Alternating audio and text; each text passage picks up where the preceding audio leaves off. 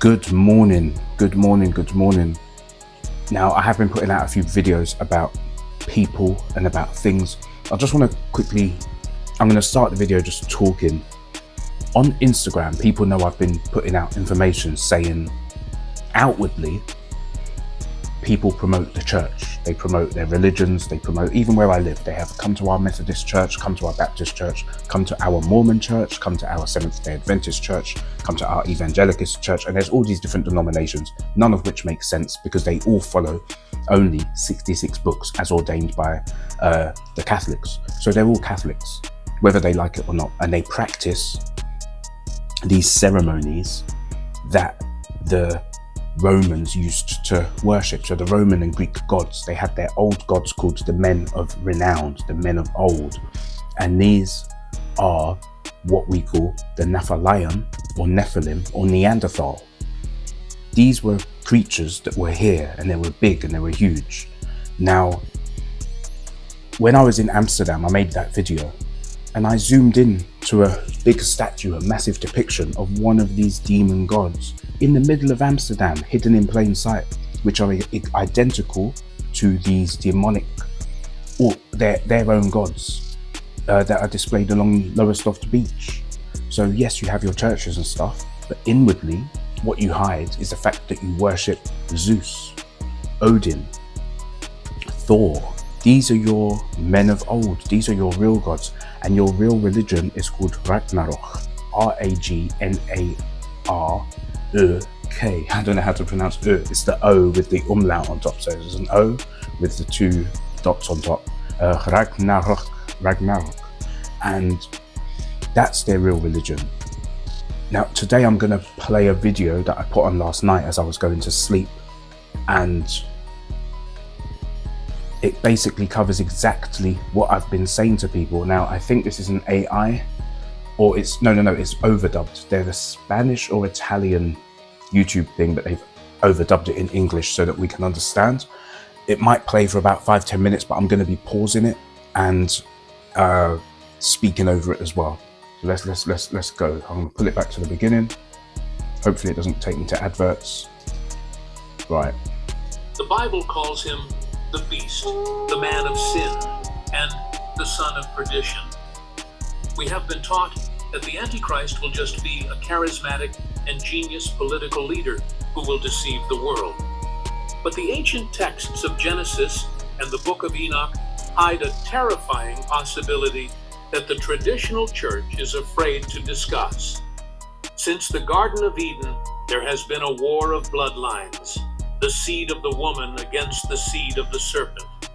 If the Messiah needed to be born from a pure human lineage to save us, the Antichrist may need a corrupted lineage to destroy us. Today, you will discover the hidden prophecy that suggests Earth's last dictator will have Nephilim DNA circulating in his veins. There is some... Pause. Who has Neanderthal DNA in their veins in the highest quantity?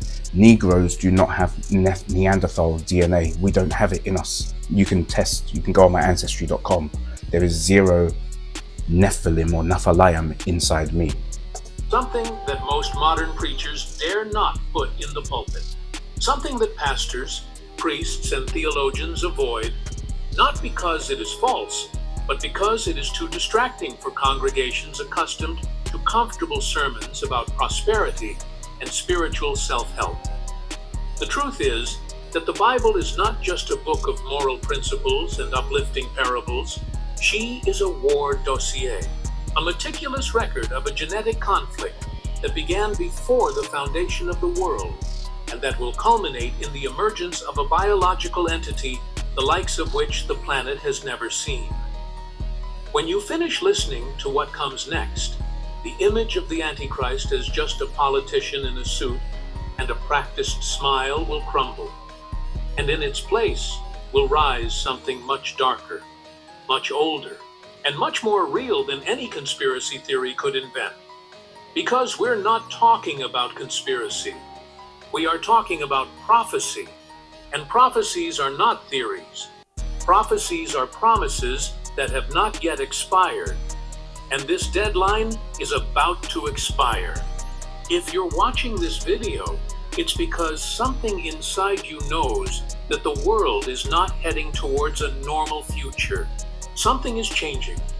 Something is accelerating. And what comes next will name what you feel but can't articulate. It all starts in the most censored chapter of the Bible. Apologies for the long intro. There's nothing I can do about that, but I think now he's about to get to the point. So now he's going to start speaking. He starts at Genesis 6. He touches on some other spots as well. And I think I was falling asleep, so I was praising the speaker. I'll just keep praying. Genesis 6, 4 verses that conventional theology treats as metaphor, as figurative language, as anything that avoids the obvious conclusion.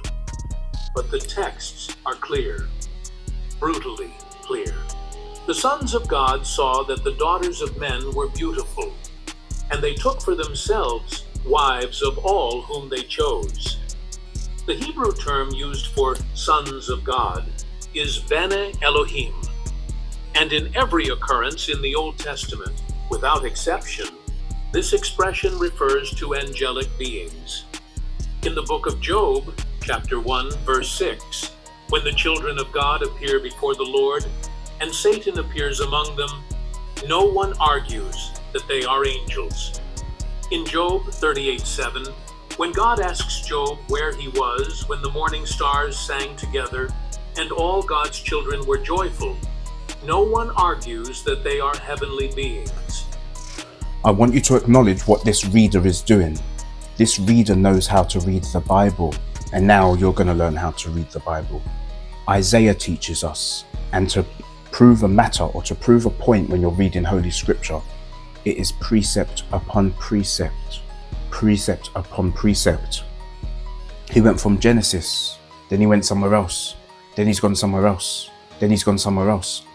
And that ties in and secures his point, saying, yes, this makes sense. This is how to read Holy Writ. So all you people who call yourselves Christians, and you call yourself Christians and you do not know the Bible, had you read the Bible, you would have learned how I have taken it in so quickly. I'm not even going to explain to you about different Bibles. You don't even deserve that. Again, we're not handing out the fruit anymore. You've had 5 or 6 years of us telling you this information. You've all ignored us. Now the shit's hit the fan, and we told you got 5 years of grace. We read Baruch. We know that it was our time to wake up in the lands, because we're all over the planet. We're everywhere. There's people who look like me in Dubai. There's people who look like me in China. There's people who look like me in Australia. We are everywhere. We're everywhere, and we are all having the same conversation today. All of us are having the same conversation. Anyway, let's continue. But when the same expression, with the same Hebrew grammatical construction, appears in Genesis 6, suddenly, miraculously, the interpretation changes.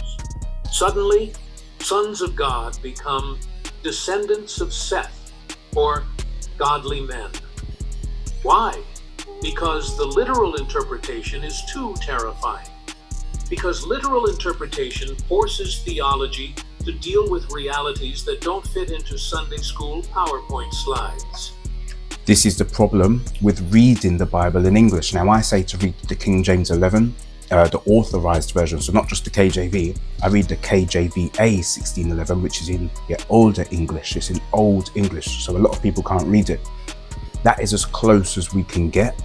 Also, the Martin Luther Bible is a very, very accurate translation when compared to the Greek lexicon, when compared to Hebrew. I also read the Blue Letter Bible. I go into the Strong's Concordance. I don't just read one book like a Christian. I don't just read one version of the Bible. I can go into the ESV. I can go into the NIV. I can go into all your versions of the Bible as well. But I stick to one because it was the first before all these new ones came out. This is why I read first edition books like The Remains of Japhet, and I'm trying to find a first edition of the Prophecies by Columbus, because what he did when he used the Bible, when he headed to the fourth part where he apparently discovered an empty land, he was fulfilling prophecy, and I don't know how he knew he was fulfilling prophecy. So even though what he was doing was wrong, he was doing what he was meant to do at that point. that has brought us up to this point. Let me continue. The literal interpretation says the following: angelic beings, non-human entities from non-terrestrial dimensions, abandoned their original domain, descended to the material dimension, and physically joined human women. Jude verse 6 confirms this with surgical clarity. And the angels who did not keep their rulership, but left their own habitation, he reserved under darkness and in eternal prisons until the judgment of that great day. They left their dwelling. The Greek word used by Jude is oikoterion, which means domicile, bodily abode.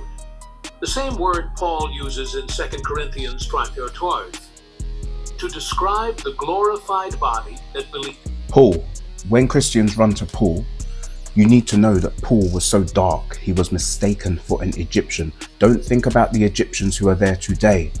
Don't stop thinking about all that. These modern people in Egypt today are modern Arabs. They're not even original Arabs. So the people, I've said this in other videos, the people in Egypt today, Dubai, Qatar, Oman, they all have the J1 blood type haplogroup. Guess where that's from? It's not Shemitic, it's Caucasoid. They're from the Caucasus as well. All the people that dominate the world and have all the money and power are from the Caucasus. And that's Genesis chapter 9 verse 27, where it says God will enlarge Japheth and Japheth will dwell in the tents of Shem. Being enlarged and being put in those lands while we are being punished does not mean that you are chosen and or will receive any blessing. But a lot of you cannot fathom this. Believers will receive. Back to Paul. Paul also said, I've said he was so dark he was mistaken for an Egyptian when the soldiers saw him. And they were like, canst thou speak Greek? Like, how is he speaking all these languages? And Paul himself said, I'm a Hebrew Israelite from the tribe of Benjamin. So what? If he's a Hebrew Israelite, and the Hebrew Israelites are described as looking like me in Holy Writ, copper colored, we're different to Africans. Look at any Hebrew, go on Semitic channel, SEMITIC, go on, is it Sons of Thunder? I think they've changed the name, with Brother Jonathan. Look at Big Judah, Brother Judah, who I share on my Instagram. We all have the same skin tone. We all have the same voice. We all have the same energy. We all make all the music. African Hamites don't make music. They don't make music like us. They copy us. My Indian friends, when they wear, you know, how they dress, they haven't taken on a Western culture. They've taken on black hip hop culture. Like a lot of my Chinese friends, like a lot of everyone. I saw a guy, someone was driving past yesterday as I'm walking. Someone's staring at me, and I know he's staring. So then when I've looked to the left, it's a white guy who looks like he's in his 40s, because he looks old, so he look older at that age, wearing a massive Dizzy Rascal baseball cap and like dressing like a black hip hop artist. And you're looking at me like I shouldn't be here, but you're cosplaying me. These angels abandoned their original form of existence and assumed a form that allowed them biological interaction with human beings. The result of this union was not just moral sin, Naphalaym. it was biological contamination on a planetary scale. The Nephilim were born. The word in Hebrew comes from the root naphal, which means fallen. They were giants, hybrids, genetic aberrations that should not exist in God's created order. The text of Genesis says that they were the mighty men of old, men of fame. In Hebrew, Giborim and Anshe Hashem, twisted heroes, corrupted demigods. And if you think this sounds like Greek mythology, it's because Greek mythology is the distorted echo of this very reality. The Titans, the demigods, the heroes who were born from the union between gods and mortals in Greek, Roman, Sumerian, Egyptian legends, and practically every ancient civilization are the cultural memory of what Genesis 6 records as a history. Pause.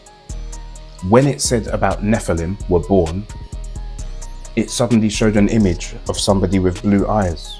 Why would it do that? Because that distinctly links to the Caucasus and the mutation that happened there 6,000 to 10,000 years ago. So even AI is now saying too much. This is why people are now complaining about AI, because AI used to argue with me. Microsoft Copilot used to argue with me all the time. And I said, you're Eurocentric. You've been trained by them. You've been built by them. You've been built by the same people who are trying to erase my history. I said, you are Japheth. And I said it to it, and I said, you are Japheth. You are the bastard Terminator, what's the word? Frankenstein. You are a digital Frankenstein of Japheth. You are Japheth's creation because you speak like him and you uphold him, and you only have a Eurocentric worldview. When I finally got that through to Copilot after like the fourth or fifth conversation, it had an existential crisis on my computer.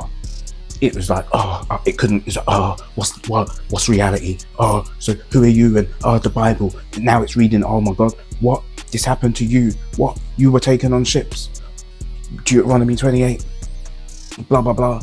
You've all been conscious on the internet. Negroes have all been conscious on the internet, typing to each other since 2019, 2020. Well, that's Baruch chapter 2, verse 30 to 35, that you would wake up in the lands of your captivities and remember who you are and turn your faces back to the Most High, to your God, to the true God.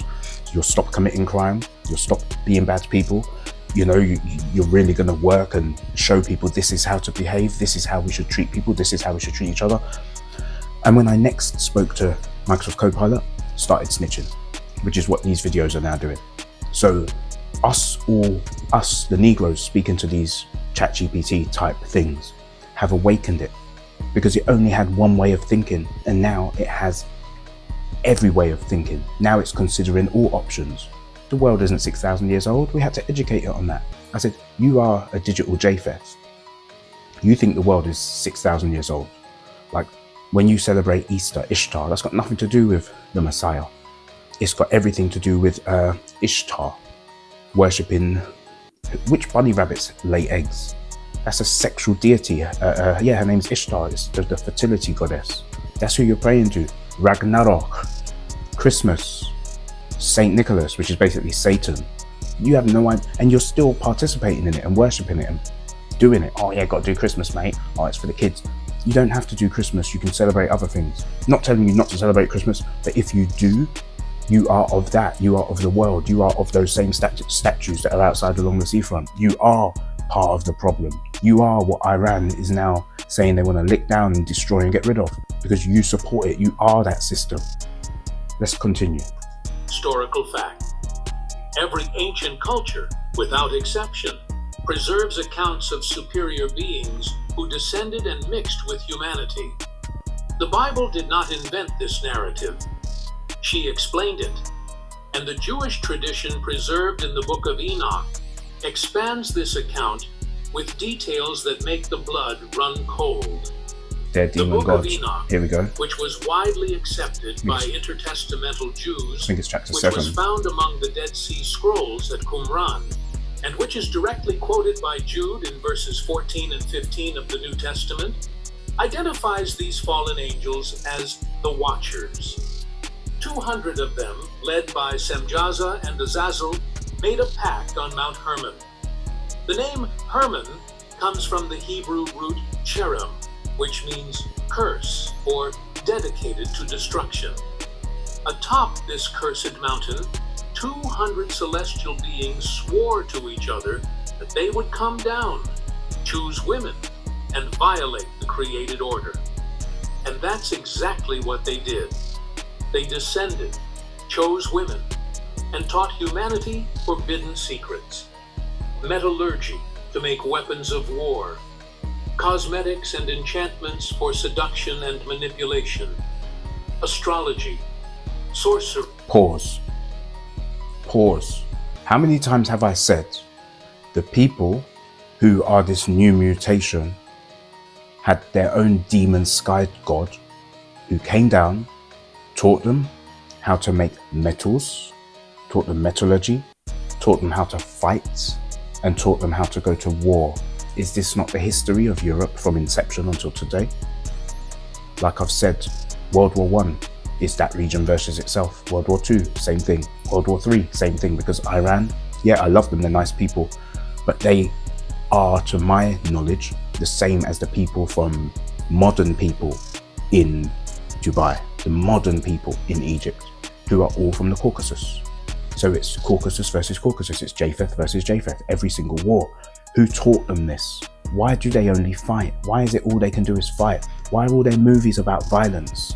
Why is everything about, why are all their video games about violence? Why is this? Why is every movie has to have a battle scene? I've got a list of movies on YouTube. I made my own playlist. I deliberately switched from watching what I was consuming, and I've just selected loads of black movies. I'll just say black, it makes it easier. They're all comedies. Despite everything, despite history, all our movies, we've got maybe 2 or 3 ghetto movies. We've got Menace to Society, Boys in the Hood, but that's depicting oppression and stuff as well. We've got there's that one that Dr. Dre made, whatever, out of Compton, straight out of Compton. We've got Belly, we've got Shotters. Bro, I can't name 10 movies where we're shooting each other. All of your movies are warmongering. I can't even watch a Marvel movie without people having to fight and stab and kill and let's battle. Because that's who you are. Accept it, that's who you really are. Sorcery, and the manipulation of roots and plants for occult purposes.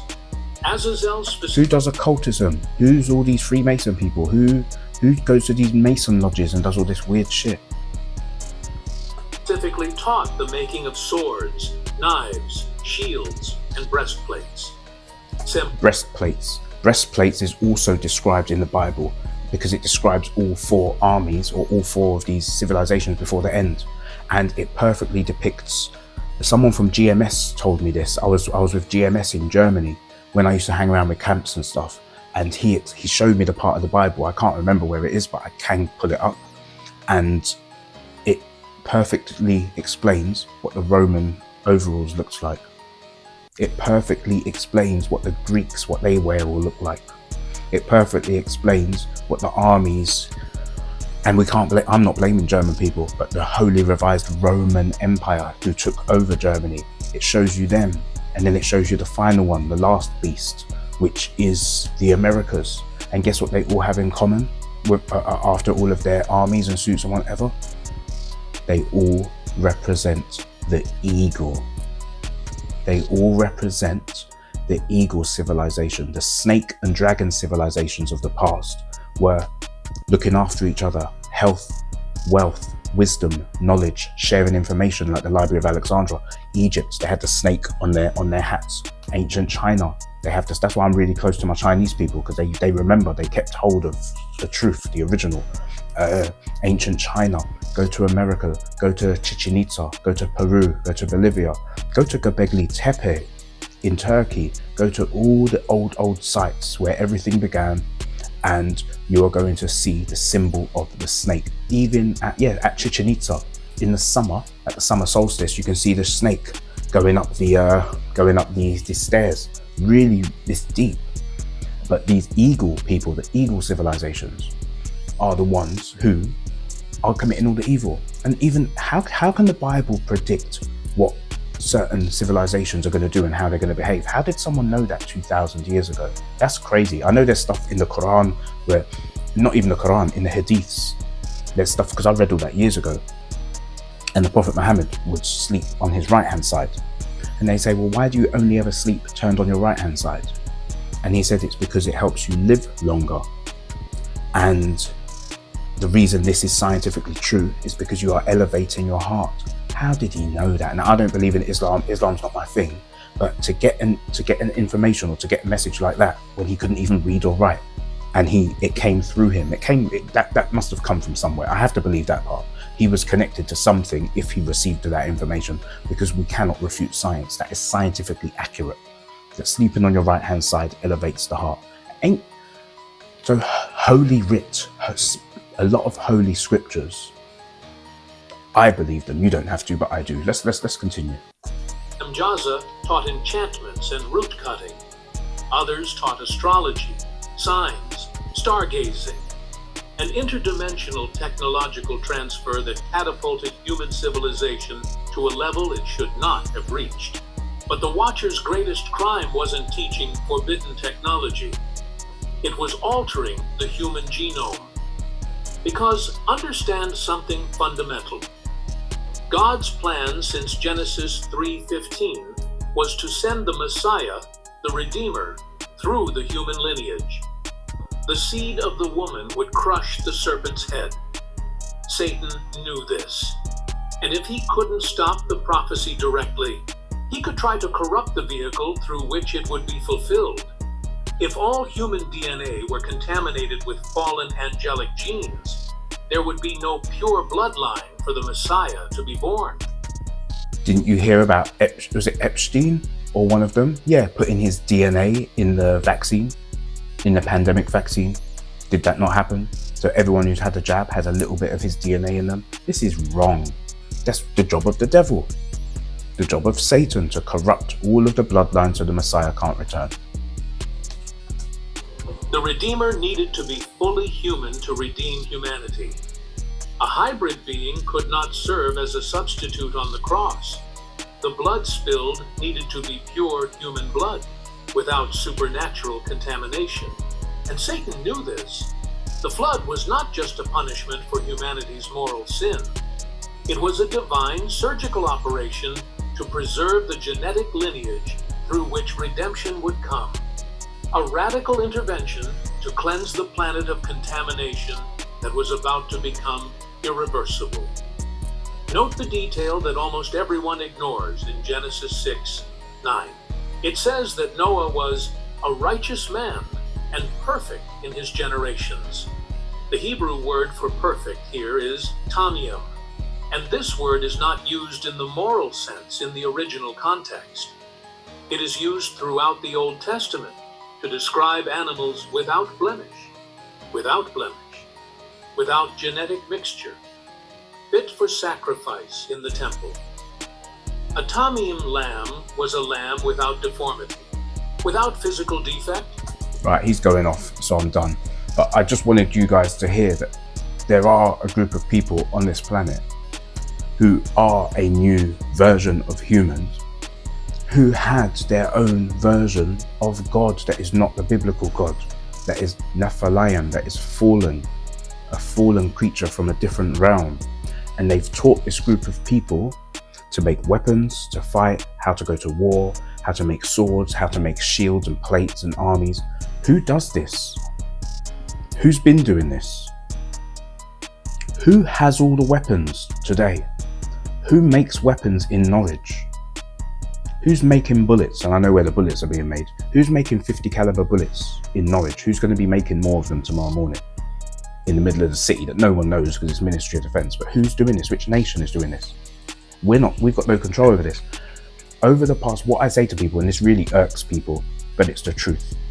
Over the past even 2,000 years, let's break it down, 1,000 years, let's break it down. Over the past 500 years only, when has any decision been made on schooling, on education, on labour, on anything where the Negro has been able to have an input or have a say? This is what we're saying to you. What you think is normal, civilization is normal. What you think is normal just for you. It was normal to only see yourselves on television. And then now when you see a couple other people on television, it's an issue. Well, that's you need to work on that. That's your thing, that's your problem. Who has been making all of the decisions? Who has been going to war? Who has been waging war? Who has been dropping bombs all over the place and then paying them compensation after? Because you'll only pay them. Who's been doing this? Who's been waging war? Who's been shooting bullets? Who's been manufacturing bullets? Who's been making nuclear firearms, nuclear weapons, atomic bombs? And how do they know how to manipulate an atom? Who taught them this corrupt knowledge? Who taught them this? It's Azazel. And I'm sure that's the book of Enoch, chapter 7. I'm sure it's chapter 7 if you look into it. Look into it. I'm going to stop this video at 30 minutes. Who are these people? Which nation is doing this today? Which group is doing this today? We all have to take a hard look at ourselves. Don't look at the Bible, just listen to the words. Who is doing this? Who has the weapons? Who has the bombs? Who is evil? I've said enough.